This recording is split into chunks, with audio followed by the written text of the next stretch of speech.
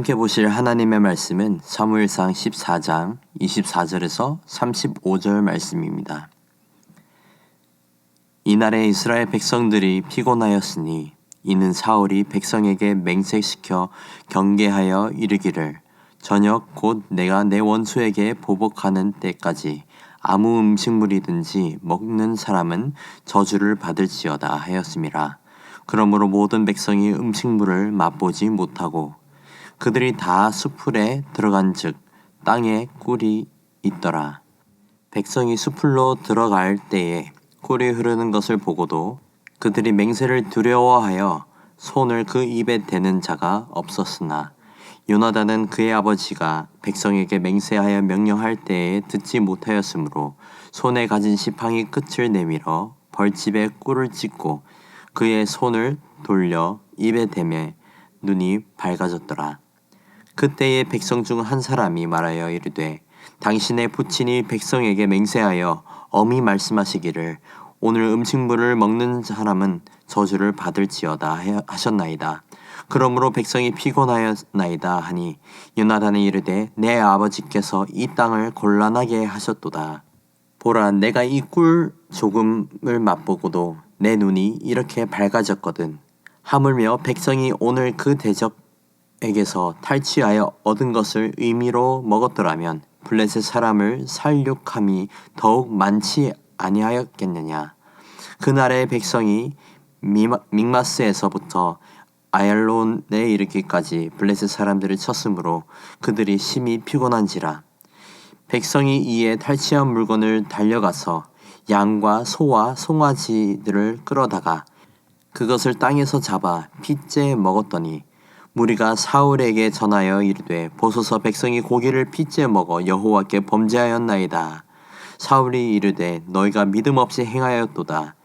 이제 큰 돌을 내게로 굴려오라 하고 또 사울이 이르되 너희는 백성 중에 흩어져 다니며 그들에게 이르기를 사람은 각기 소와 양을 이리로 끌어다가 여기서 잡아 먹되 핏째로 먹어 여호와께 범죄하지 말라 하라 하매 그 밤에 모든 백성이 각각 자기의 소를 끌어다가 거기서 잡으니라. 사울이 여호와를 위하여 제단을 쌓았으니 이는 그가 여호와를 위하여 처음 쌓은 제단이었더라.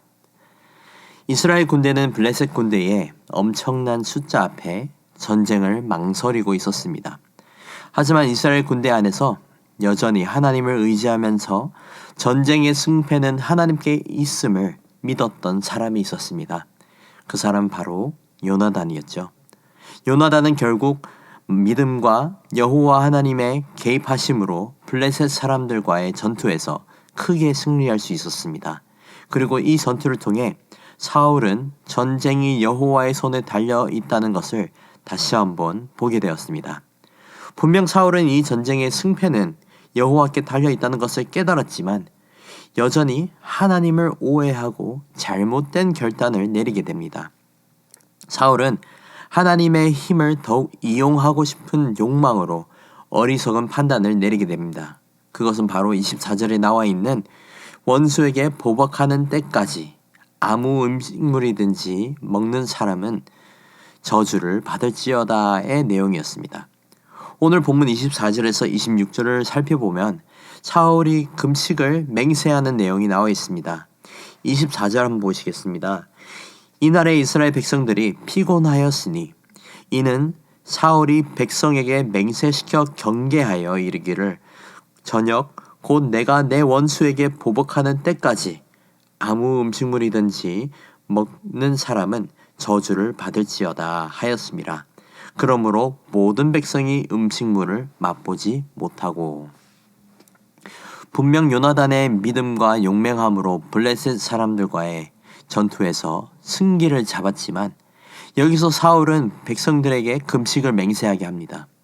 그리고 이 맹세 가운데 저주도 포함시킵니다.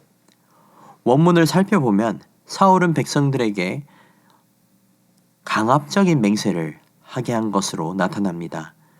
또 그가 맹세한 근본적인 이유는 여호와를 영광스럽게 하기 위함이 아니라 자신의 복수를 위함이라고 분명히 말하고 있습니다. 사울은 금식이라는 행위로 여호와를 이용할 수 있을 거라 생각했습니다. 하지만 하나님은 자신의 백성을 구하기 위해 자발적으로 참여하시고 도와주시는 분이었지 인간의 대가나 인간의 행실이나 어떠한 희생을 요구하시는 분은 아니셨습니다. 하나님은 은혜의 하나님이시지 대가의 하나님이 아닙니다. 사울은 하나님을 조건적인 하나님으로 착각했습니다. 그렇게 사울은 하나님을 잘못 알고 잘못된 결단과 맹세로 아무도 먹지도 마시지도 못하는 절박한 상황을 만들어냅니다. 그렇게 사울의 맹세 이후 27절에서 이 전쟁의 영웅이면서 사울의 아들이었던 요나단은 사울의 금식 맹세를 실수로 어기게 됩니다. 27절 한번 보시겠습니다. 요나단은 그의 아버지가 백성에게 맹세하여 명령할 때에 듣지 못하였으므로 손에 가진 지팡이 끝을 내밀어 벌집에 꿀을 찢고 그의 손을 돌려 입에 대매 눈이 밝아졌더라. 모든 백성들이 금식하며 그림의 떡이었던 꿀을 바라보고 있던 가운데 요나단은 그 맹세의 사실을 모르고 꿀을 지팡이로 찍어서 손에 돌려 입에 대어서 먹었다고 나와 있습니다. 요나단의 그 모습을 본 백성 중 한 사람이 요나단에게 사울이 금식을 하도록 맹세시키고 저주까지 한 사실을 알려주었습니다. 그리고 그 명령 때문에 모두가 기운이 없다는 사실을 전해주었습니다. 이 이야기를 들은 요나단은 자신이 저주를 받을 걱정보다 전쟁에 있어서 아버지였던 사울이 잘못된 결단을 통해 이스라엘 백성을 곤란하게 한 것을 걱정합니다. 29절입니다. 요나단이 이르되 내 아버지께서 이 땅을 곤란하게 하셨도다. 보라, 내가 이 꿀 조금을 맛보고도 내 눈이 이렇게 밝아졌거든. 요나단은 금식이나 어떤 종교 행위보다 전쟁 자체에 집중하고 있었습니다. 요나단은 블레셋과의 전쟁은 여호와 하나님의 전쟁이었기 때문에 최선을 다해 싸우는 것이 하나님의 전쟁에 임하는 최선의 모습이라고 여겼던 것이죠. 이미 요나단은 하나님께서 함께 하심을 경험했기 때문에 금식과 같은 종교 행위는 지금 당장 필요 없는 상황임을 알고 있었습니다. 그리고 이어서 31절에서 35절을 보시면 백성들이 굶주림 때문에 결국 핏째 고기를 잡아먹는 처절한 모습을 보게 됩니다. 31절에서 32절을 보시겠습니다. 이 날의 백성이 믹마스에서부터 아얄론에 이르기까지 블레셋 사람들을 쳤으므로 그들이 심히 피곤한지라. 백성이 이에 탈취한 물건에 달려가서 양과 소와 송아지들을 끌어다가 그것을 땅에 잡아 핏째 먹었더니 결국 금식하면서 그날의 전쟁은 끝났고 이스라엘은 블레셋 사람들을 물리쳤습니다. 하지만 백성들은 금식하며 전쟁을 했기 때문에 배가 고팠고 전쟁이 멈추자 허기를 참지 못하고 블레셋 사람들에게서 탈취한 가축들을 잡아 고기를 핏째 먹었던 것입니다. 너무 배가 고픈 나머지 이스라엘 백성들은 율법대로 피를 빼는 과정까지 기다릴 수 없었고 결국 핏째 가축을 먹기 시작했습니다.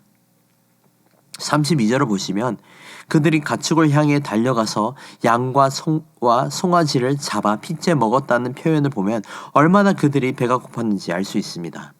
하지만 이 사건을 본 사울의 반응은 어떻습니까? 그는 백성들이 신실하지 못하게 행동했다고 비난했습니다. 33절입니다. 무리가 사울에게 전하여 이르되 보소서 백성이 고기를 핏째 먹어 여호와께 범죄하였나이다. 사울이 이르되 너희가 믿음 없이 행하였도다.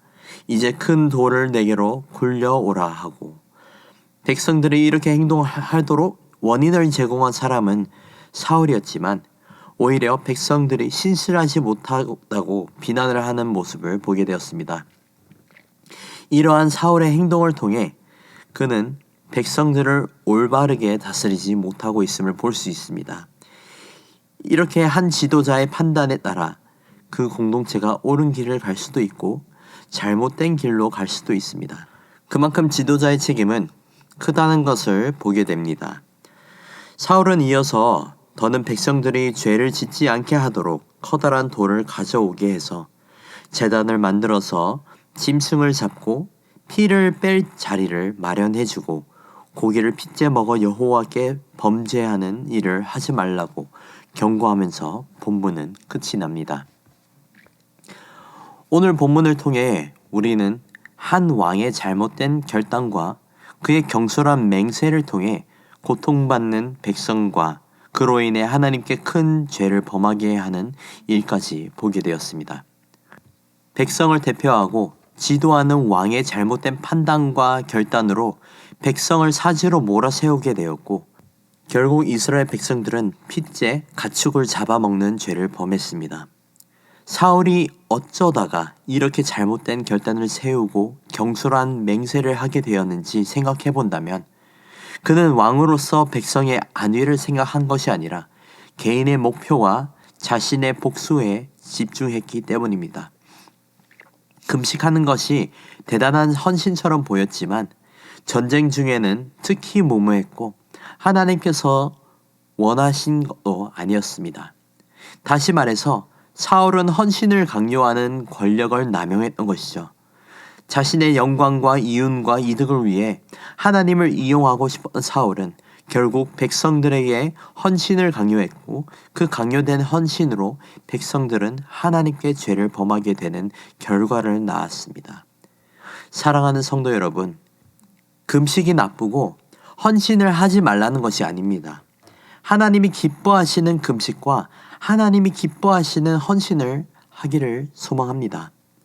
우리가 구할 결단과 헌신은 자신의 유익과 만족을 위한 것이 아닙니다. 우리가 구할 결단과 헌신은 하나님의 유익과 하나님의 만족임을 믿습니다. 우리는 하나님 나라에 유익하고 하나님의 기쁨이 되는 결단과 헌신을 해야 합니다. 만약 우리가 하나님의 유익과 만족이 아닌 우리 자신을 위한 유익을 위해 결단과 헌신을 하고 더 나아가 그것들을 공동체에 강요하게 된다면 결국 우리로 인해 공동체가 죄를 범하는 일까지 생길 수 있습니다.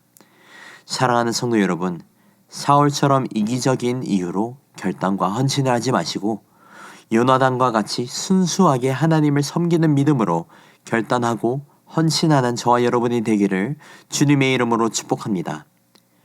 기도하겠습니다. 거룩하신 하나님 아버지 감사합니다. 말씀을 통해 전쟁의 승패는 주님께 달려 있음을 보았습니다. 그리고 하나님은 대가를 바라시는 하나님이 아니라 백성을 사랑하셔서 백성을 지키시는 하나님이심을 다시 한번 깨닫게 되었습니다. 우리의 왕 되신 주님 감사합니다. 우리를 지켜주시고 우리를 보살펴 주시는 주님을 기억하며 늘 믿음 가운데 섬길 수 있도록 인도해 주시옵소서. 왕이신 우리의 하나님을 겸손하게 섬기며 오직 주님을 위한 결단과 헌신을 할 수 있는 지혜를 허락해 주시옵소서. 사울이 잘못된 결단을 내리고 경솔한 맹세로 백성들이 죄를 범하게 하는 실수를 따르지 않고 오직 신실하신 하나님만을 믿고 의지하는 거룩한 주의 백성 되게 하여 주시옵소서. 왕 되신 주님을 찬양합니다. 이 모든 말씀 살아계신 우리 주 예수 그리스도의 이름으로 기도드립니다. 아멘. 이 시간 말씀을 붙잡고 기도하실 때에 주간 기도 제목인 전도와 선교를 위해 함께 기도하시겠습니다. 우리 신부산교회가 전도하는 교회, 선교하는 교회가 되게 하시고 또한 신부산교회가 죽어가는 영혼을 살리는 교회가 되게 기도하시겠습니다. 또한 우리 신부산교회가 화성하고 후원하는 선교사님들을 위해 기도해 주시고 세계 선교를 위해 기도하시겠습니다. 마지막으로 이번 주에 있을 말씀 사경회를 위해 기도하시겠습니다. 말씀 사경회를 통해 크신 은혜를 내려주시고 우리 모든 성도들이 말씀 안에서 변화되어서 하나님의 눈으로 세상을 바라보며 살아가는 은혜를 허락하시고 말씀 전하시는 박원희 목사님께 양육간의 강건함을 허락해달라고 함께 기도하시겠습니다. 기도하겠습니다.